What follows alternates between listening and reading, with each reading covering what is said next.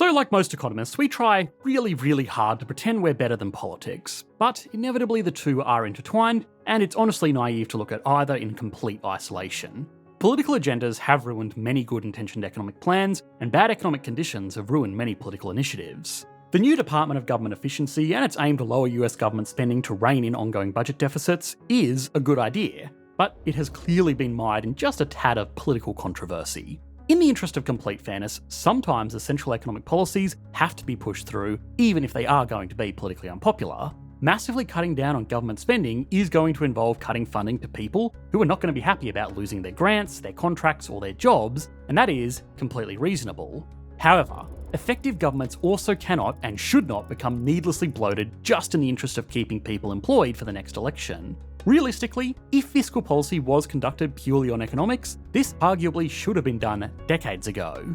But the second term of an administration that historically hasn't been too afraid to piss in some Cheerios should, all other things being equal, be the next best time to push through some better medicine. Although, this is making some big assumptions. The first is that US debt is actually unsustainable to begin with. Yeah, it's now over $36 trillion, or more than 117% of GDP, which for most of the countries we've explored on this channel before is well and truly into the danger zone. It's also not going to be helped by the fact that refinancing that debt is going to start getting expensive now that interest rates are at multi-decade highs. But despite all of this, most mainstream economists maintain that the USA is special, and, within reason, can get away with running a little bit more leverage than most other countries, and it's important to understand why, and if that special status is going to continue into the future.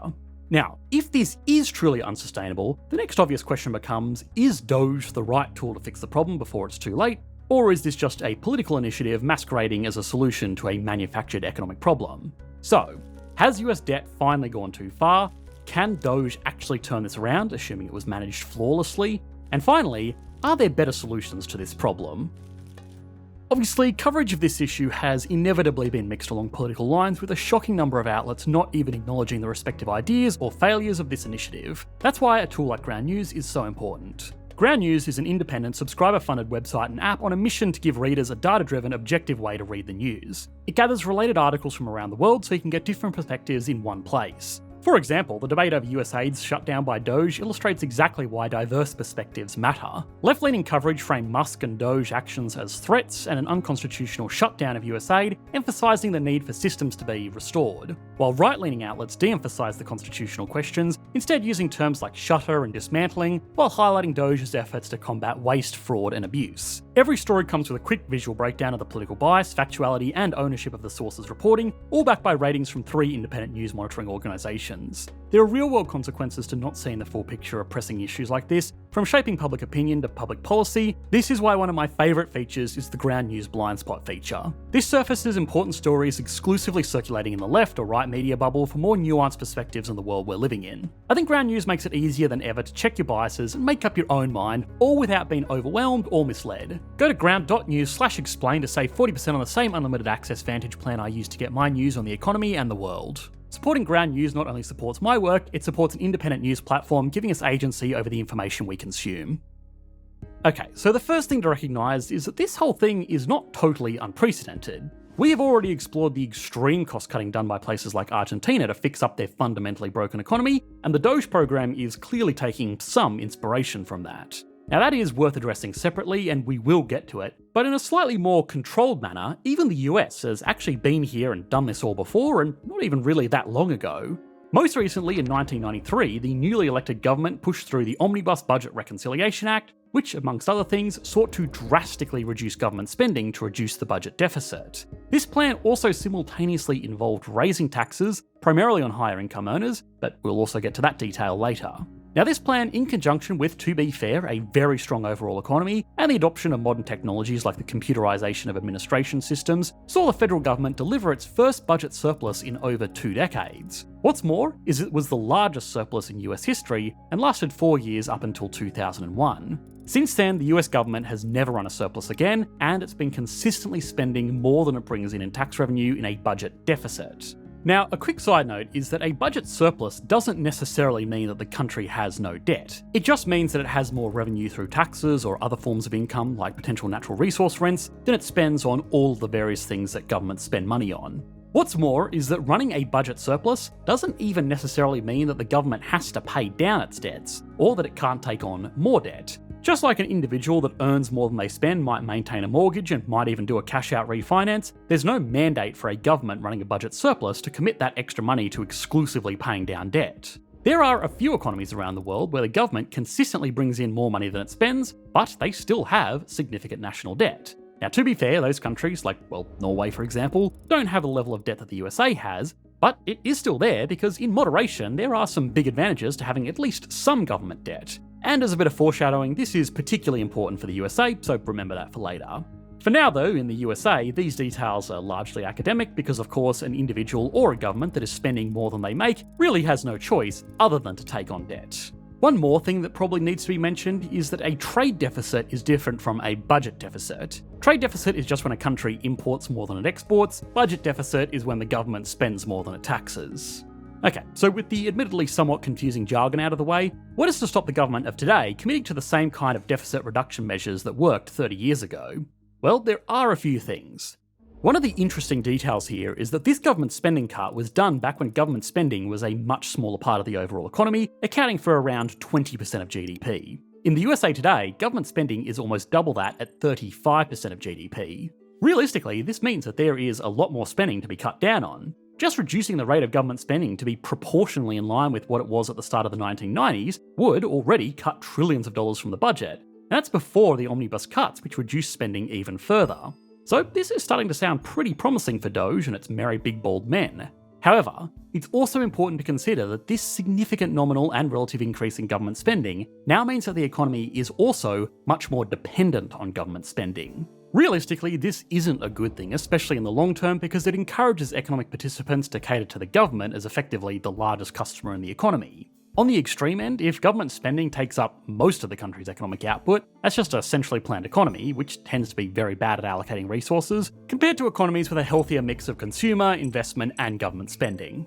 Now that may be true in the long term, but short term, ripping out the life support system overnight without a plan in place to replace that economic activity elsewhere in the economy will create a significant economic shock, which will realistically just make things worse. Government spending, even as high as it is today, only accounts for the direct payments made by various levels of government. Someone working a government job will be paid by the government and will either use that money to consume goods and services, or they will invest it, which gives money to other businesses to employ staff who will themselves spend it. All of which further contributes to GDP and perhaps even more importantly, tax revenue. If cutting down on government spending violently crashes the economy, there will be less activity leading to fewer tax receipts, which means that the government will most likely end up in a worse fiscal situation than what it started with. Another big difference between today and 30 years ago is the debt level itself. Back then it was roughly 57% of GDP, and today it's more than double that. This not only means that interest payments are now a significant budget expense themselves, but a large debt burden just makes the economy harder to manage because something as mundane as raising interest rates adds significant costs to the government.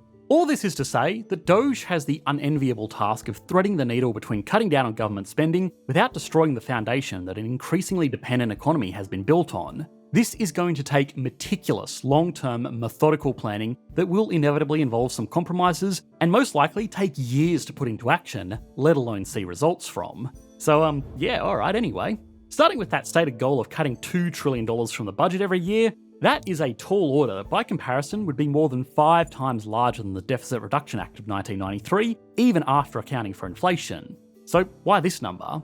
Well, big disclaimer time, this is obviously personal speculation, but I can't help but feel like Elon Musk, the de facto head of this initiative, was put on the spot up on stage, came up with a number that sounded good, and has had to work backwards on it ever since. Again, purely speculation. Now, to be fair, if $2 trillion really can be cut from the federal budget, then based on current trends, that would put the government back in surplus, so mission accomplished. Except not really. All non-discretionary spending done in the last fiscal year that we have comprehensive data on was $1.7 trillion. That was made up of roughly 50% defence spending and 50% of what just gets classified as other, a $917 billion accounting line that includes education, transport, all the acronym federal organisations, courts, and the upkeep of the federal government itself. Which means even if every discretionary budget item was cut, every federal agency was scrapped, the military was literally completely dissolved, and most unbelievable of all, federal politicians were willing to give up their paychecks, there would still be a $300 billion deficit. So then, what is it that makes mandatory spending so mandatory?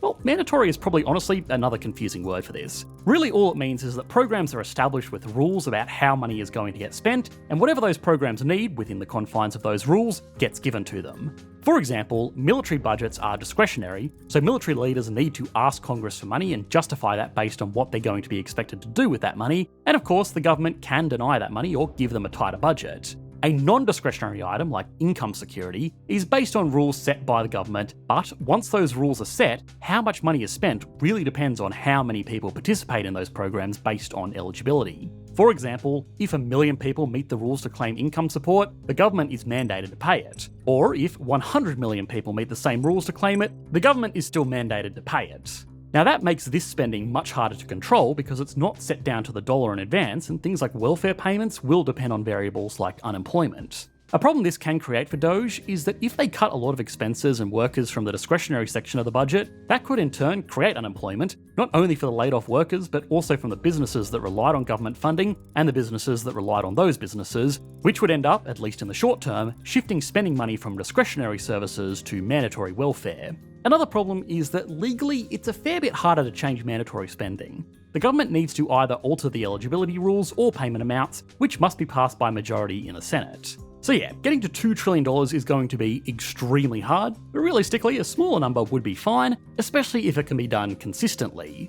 What can make this even better is that some spending, especially on departments like the IRS for example, pay for themselves many times over. Actually increasing their funding can help to process returns more accurately and audit more effectively, which by some estimates results in returns of up to $12 for every additional dollar put in. In terms of efficient government spending, that's about as good as it gets, and frankly I can't think of any reason why a government would want to allocate this funding. Now realistically, this is going to be the biggest obstacle to the current plans. The last time this was done in the USA, spending cuts were done in conjunction with tax increases. Instead, today, all of this has been done while tax policies that will significantly reduce revenues are put in place. Obviously, this is somewhat counterproductive. Now the argument is that lower taxes will stimulate more economic activity, and traditionally that's not incorrect. Expansionary fiscal policy typically calls for lowering taxes so that more money is there in the economy, but it also normally calls for increased government spending to do the same thing. It also assumes that tax cuts are not being directed largely to already wealthy economic participants with a lower propensity to consume, at least not nearly as much as the lower income households losing their jobs. So then, if there are so many problems with the current implementation of the DOGE initiative, why is effectively the same thing working in Argentina? Okay, well, first things first, the largest, most powerful and influential nation in history, taking economic inspiration from Argentina is... nah. Those words would get me kicked off YouTube. The reality is, Argentina was and still is in much worse shape than the USA ever has been. While some economic indicators are starting to improve thanks to radical cost-cutting and tax changes done by the new Argentine government, it must be recognised that it would be hard for them to get much worse. Radical actions in such an economy really can't do much more harm, and this is nothing new for Argentina. It's had a long history of bouncing back and forth between radical leaders going all in on free markets or social policies, and normally they have had a few years of doing some good, when really all they're actually doing is just undoing the mistakes of the radical government that came before them, before going too far in the other direction all over again. The reason Argentina has had so many long-term economic problems is because of stability and confidence. It's hard for businesses and industries to develop in Argentina because every decade or so, a new government completely shakes up the country's economic fundamentals. Now, even still, this doesn't mean that DOGE can't take inspiration from Argentina. It should just be as a cautionary tale rather than a role model. Having a body to oversee government spending and identify areas of waste or places where resources could be better allocated is a good idea with broad support. It needs to realise that sometimes the slow nature of government is a feature and not a bug. Decisions on this scale need to be very carefully considered by qualified people with not even the potential of a conflict of interest. Objectives need to be laid out months or years in advance to make sure that industry has time to adapt, and these initiatives need to be done in conjunction with coordinated fiscal policy.